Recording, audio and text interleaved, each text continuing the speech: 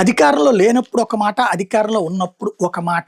అదే you turn అంటారు. ఇప్పుడు తాజాగా సాక్షి ఒక కథనాన్ని ప్రొజెక్ట్ చేసింది. చంద్రబాబు గారు గతంలో ఇచ్చిన హామీ ఒకటి, ఇప్పుడు జరిగింది ఒకటి అంటూ మల్లయ్య కొండల్లో వేల కోట్ల విలువైన ఇనప ఖనిజం ఉన్న వైఎస్ జగన్మోహన్ రెడ్డి ముఖ్యమంత్రిగా ఉండ భక్తుల మనోభావాలకు గౌరవం ఇచ్చారు.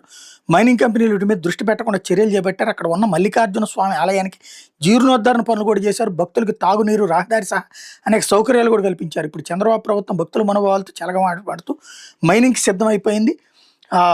ఈ నెల 16న గుట్టుగా అక్కడ టెండర్ల ప్రక్రియ చేసేసింది. కాంపోజిట్ లైసెన్స్లు ఇచ్చి పడేసింది.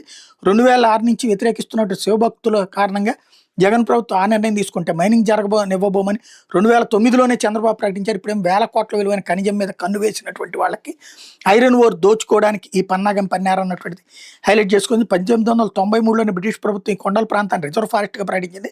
ఈ కొండలో 100 మిలియన్ టన్నుల ఇనప ఖనిజం ఉందని 2006 నుంచి కేంద్ర ప్రభుత్వం చెబుతూ వస్తుంది. మల్లయ్య కొండలో మైనింగ్ చేపట్టరాదని ఈ ప్రాంత ప్రజలు గతంలో తీవ్ర స్థాయిలో ఉద్యమించడం, గత ప్రభుత్వాలు కూడా భక్తుల మనోభావాలను గౌరవించి కొండల జోలికి వెళ్ళలేదు. దీన్ని లీజు పేరుతో దక్కించుకుని కిరణ్ కుమార్ రెడ్డి ప్రభుత్వంలో జియో మైసూర్ సంస్థ పావులు గదిపింది.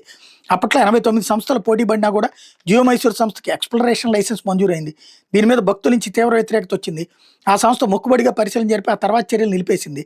2009 ఎన్నికల్లో తమ్మలపల్లి నియోజకవర్గం ప్రచారానికి వచ్చిన చంద్రబాబు మల్లయ్య కొండలో మైనింగ్ జరగనివ్వబోమని, భక్తుల మనోభావాలను గౌరవిస్తామని ప్రకటించారు.